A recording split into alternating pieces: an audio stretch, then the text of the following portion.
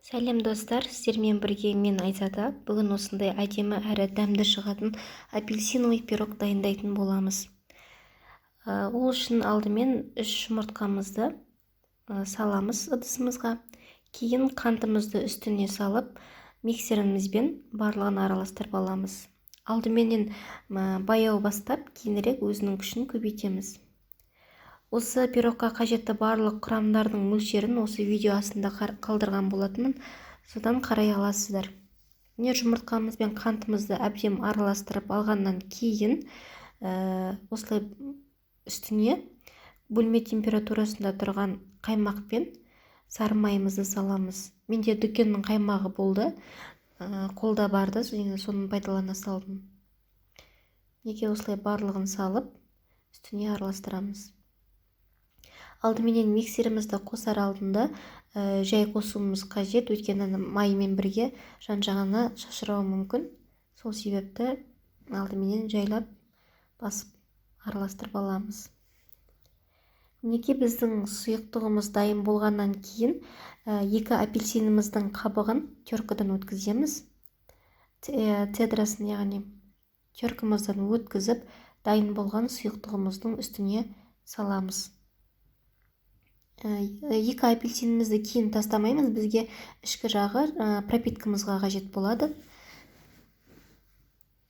Не осылай өткізіп алғаннан кейін өзіміздің сұйықтығымызға салып, миксерімізбен тағы да барлығын жақсылап араластырамыз. Қазірдің өзінде апельсиннің иісі бөлменің барлығын алып, күшті болып шығып тұр.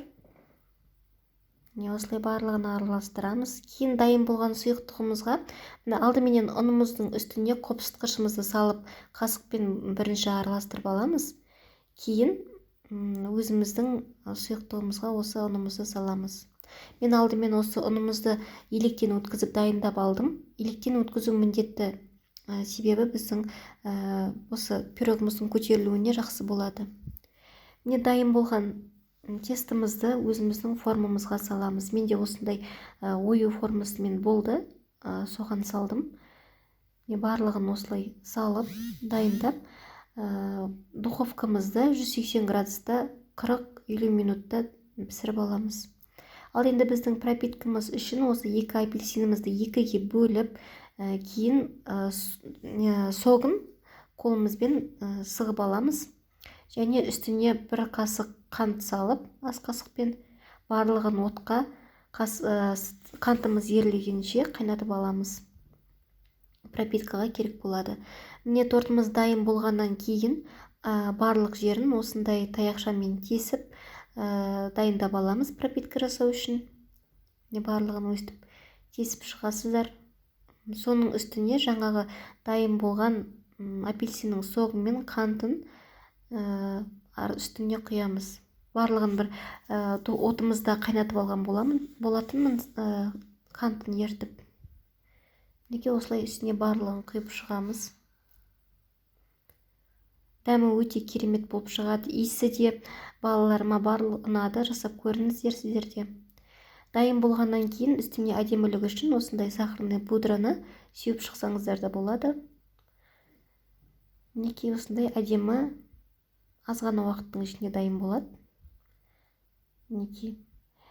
Осымен біздің пирогымыз дайын болды. Көріп тұрғандарыңыздай өте әдемі және де дәмі де өте керемет болып шықты. Барлығына ұнады. Сіздер де жасап көріңіздер. Егер де менің осы видео рецептім ұнаған болса, лайк басып комментарий жазып кетіңіздер.